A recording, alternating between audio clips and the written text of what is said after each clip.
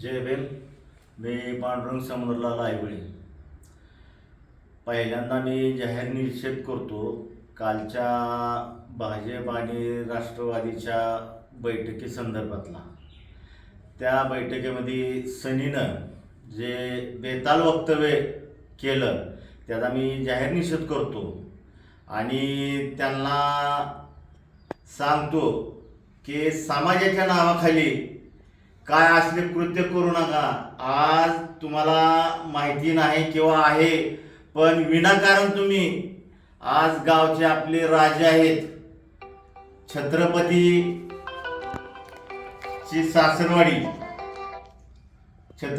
सासरवाडी आणि फलटणचे युवराज आहेत अनिकेत राजे, विश्वजित राजे.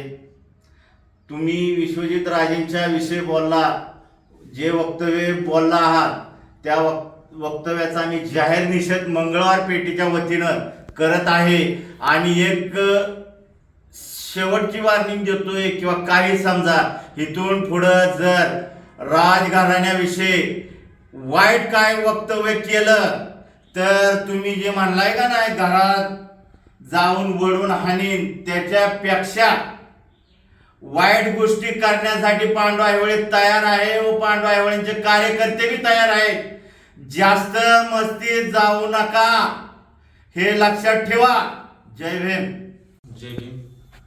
काल जे वक्तव्य सनी यांच्याकडून करण्यात आलेलं आहे त्याचा सर्वप्रथम मी मंगळवार पेठेच्या वतीने जाहीर निषेध करतो. खरं तर गेली 25 वर्ष ज्या घराण्यानं आपल्याला सर्वसाधारण नगराध्यक्ष असताना आपल्याला नगराध्यक्षपद दिलं, 30 वर्ष आपल्याला सत्ता भोगायला दिली, त्या घराण्या तुम्ही घरात बसून करायची भाषा करत आहेत, हे बरोबर नाही.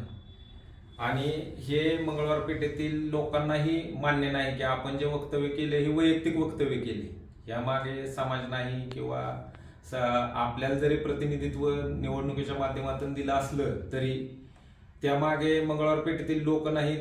एवढाच या पत्रकार परिषदेच्या माध्यमातून आम्ही मंगळवार पेठेतील राजगटाचे जे कार्यकर्ते आहेत यांच्या माध्यमातून हा संदेश पूर्ण तालुक्याला नाही, पूर्ण सातारा जिल्ह्याला देण्याचा प्रयत्न करत आहे. जय भीम. सर्वांना जय भीम व जय शिवराय. या बाईटचा हेतू हेच आहे की काल जी पत्रकार परिषदेत ज्या व्यक्तीनं बेताल वक्तव्य केलं तर त्याचा आम्ही सर्व मिळून जाहीर निषेध करतो. त्या वक्तव्यातून आम्हाला 2 गोष्टी सांगाव्याशा वाटतात की ती वक्तव्य केलं कुणी आणि कोणाबद्दल केलं. याच्याबद्दल केलं की अशा घराण्याबद्दल की जी घराणं राजकीय आणि सामाजिक दृष्ट्या सुसंस्कृत आहे, ज्या घराण्याला छत्रपती सईबाईंचे माहेरघर म्हणलं जातं, छत्रपतींची सासरवाडी आहे, आणि अशा व्यक्तीबद्दल जी फलटण पंचायत समितीचे माजी सभापती होते असताना त्यांनी लोकसेवा केली, अशा व्यक्तीबद्दल हे वक्तव्य केलं गेलं. आणि दुसरीकडे अशी व्यक्ती की जी पहिली ह्याच गटात असून त्यांनी विविध पदं भोगली, ह्या गटाने त्यांना नगराध्यक्षपद दिलं, नगरसेवक केलं, आणि ह्या व्यक्तीने स्वतःच्या स्वार्थापायी भिवून आपली चुकीची कामं लपवण्यासाठी त्या गटात जाऊन उगाच 4 चौकात बसून काहीतरी वक्तव्य करायचे म्हणून केले. त्याला त्या गोष्टीचं गांभीर्य नसताना पक्षश्रेष्ठींनी त्याच्यावरती व्यवस्थित लक्ष देऊन त्याला आत्ताच कंट्रोलमध्ये ठेवायचा प्रयत्न करावा. कारण दोन्हीकडच्या पक्षश्रेष्ठींनी कधी या स्तराला जाऊन एकमेकांबद्दल अशी टीका केलेली नाही, आणि खालच्या कार्यकर्त्यांनी अशी टीका करणं ही कितपत योग्य आहे. बरं, ह्या टीकेतनं एक मेसेज जातोय की मंगळवार पेठ किंवा आमच्या समाजाप्रती जी चुकीची इमेज तयार होते तर ही इमेज तयार नाही झाली पाहिजे. ह्या वक्तव्याचा आम्ही निषेध करतो, आणि अशी व्यक्ती ही पेठीची किंवा समाजाची प्रतिनिधित्व असू शकत नाही.